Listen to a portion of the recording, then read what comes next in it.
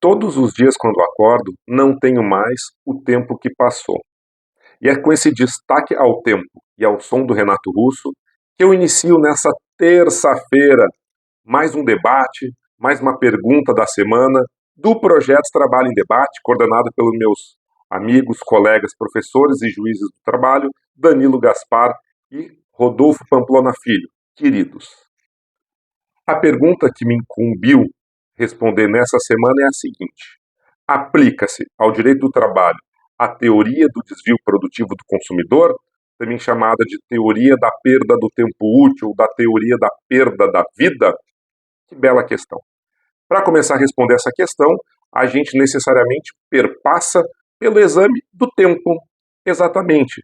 O tempo como ambiente onde a relação humana existe, o ambiente onde nós desenvolvemos atividades recreativas, de lazer, laborais, o tempo em horas, dias, semanas, meses, anos. O tempo, que é um bem escasso, irrisório, inacumulável, irrepetível. É nesse tempo que a vida humana existe e se desenvolve. Quem está atualizado na jurisprudência muito bem sabe do dano existencial pacífico no entendimento do TST, de que é aquele dano à perda da vida, à perda das relações, a esse tipo de prejuízo, justamente porque o trabalhador trabalha tantas horas por dia que deixa de conviver, por exemplo, com seus familiares, deixa de realizar suas atividades recreativas. Voltamos para o tempo. O tempo, pessoal, como elemento da existência humana, ele representa um dano, caso lesado, passível de indenização.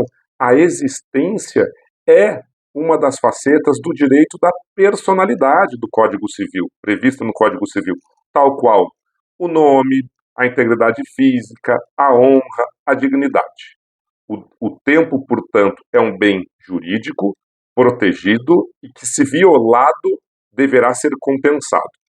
Voltamos agora a um conceito da teoria do desvio produtivo, da teoria da perda do tempo útil.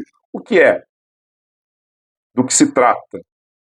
É aquela teoria que dispõe que, desperdiçado o tempo do consumidor para a solução de problemas que não foi ele que causou, que foram gerados por maus fornecedores, há uma possibilidade de ter um dano indenizável. Ainda, são situações intoleráveis em que a desídia, desrespeito ao consumidor, que se vê compelido, obrigado a sair da sua rotina, de perder o seu tempo de vida, o seu tempo livre, de bem administrar o seu tempo para solucionar problemas causados por atos ilícitos de maus fornecedores ou por atos abusivos desses maus fornecedores.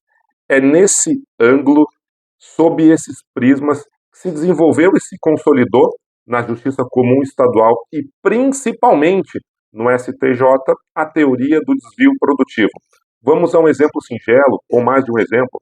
A pessoa que comprou um celular, que comprou uma televisão, que comprou um carro, e esses aparelhos não funcionam bem. O que essa pessoa, o que esse consumidor vai fazer? Ele vai na loja 1, 2, 3, 10 vezes, se desviando do tempo com a sua família, com a sua mulher, com o seu marido, com seus filhos, se desviando do seu trabalho ou de qualquer outra atividade de lazer. O que ele quisesse fazer, ele teve que se desviar. Parar, pegar o seu tempo de vida e resolver um problema que não foi ele quem deu causa. Compras coletivas de hotéis, de passagens aéreas, quantas vezes nos enxergamos mandando dezenas de e-mails, tentando falar com 0800 daqui, 0800 de lá, para resolver um problema que nós não demos causa. E nós estamos perdendo esse tempo efetivo. Essa é a teoria do desvio produtivo, ok? Ela tem como uma das suas balizas algumas características próprias da relação de consumo.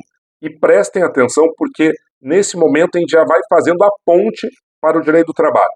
Algumas características do consumidor, ou do direito do consumidor. Existe uma parte mais vulnerável, tecnicamente, faticamente, informacionalmente. Existe uma desigualdade fática latente. Existe, portanto, uma parte hipossuficiente. questiono. No direito do trabalho, na relação trabalhista empregado-empregador, uma das partes é mais vulnerável? É hipossuficiente? Sim, pessoal. Sim.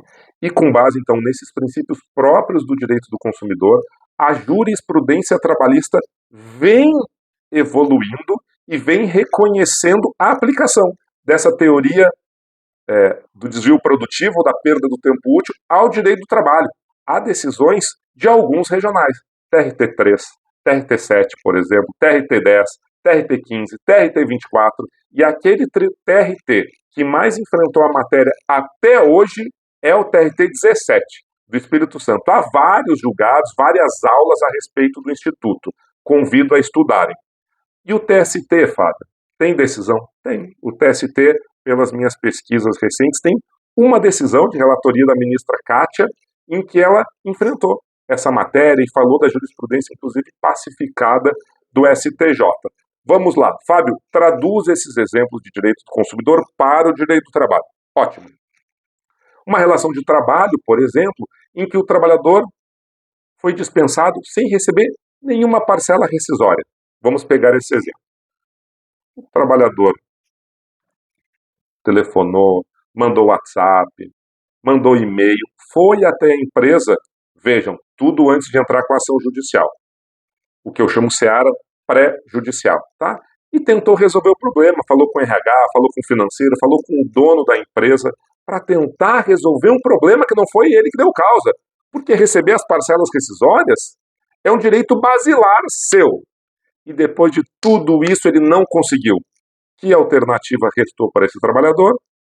Procurar um advogado e ingressar com uma ação trabalhista. Vocês concordam comigo que ele perdeu muito tempo para resolver um problema que não foi ele quem deu causa? Que ele já poderia, que ele deveria ter recebido as parcelas rescisórias no prazo lá do artigo 477. Né? Bem, se ficar comprovado em juízo a perda do tempo deste trabalhador para buscar resolver o problema de forma amigável, ele tem direito a ser indenizado pela perda do tempo de vida, pela perda do tempo útil ou do desvio produtivo. Ok? É nesse aspecto que se desenvolve a teoria do desvio produtivo. Ela vem, como eu mencionei, cada vez mais sendo abordadas. Há ainda algumas análises, principalmente em sentenças, que não estão bem pontuando toda a teoria, mas também há pedidos que não são muito bem feitos, ok?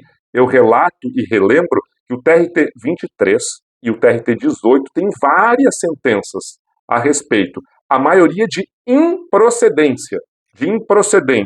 Por quê? Eu tenho certeza. Porque os pedidos não foram corretamente elaborados, a prova não foi corretamente produzida. Agradeço imensamente terem assistido esse vídeo, espero que tenham gostado da aula e convido todos para seguirem todas as professoras, todos os professores do nosso querido projeto Trabalho em Debate. Foi um prazer falar com vocês. Tchau, tchau e até a próxima.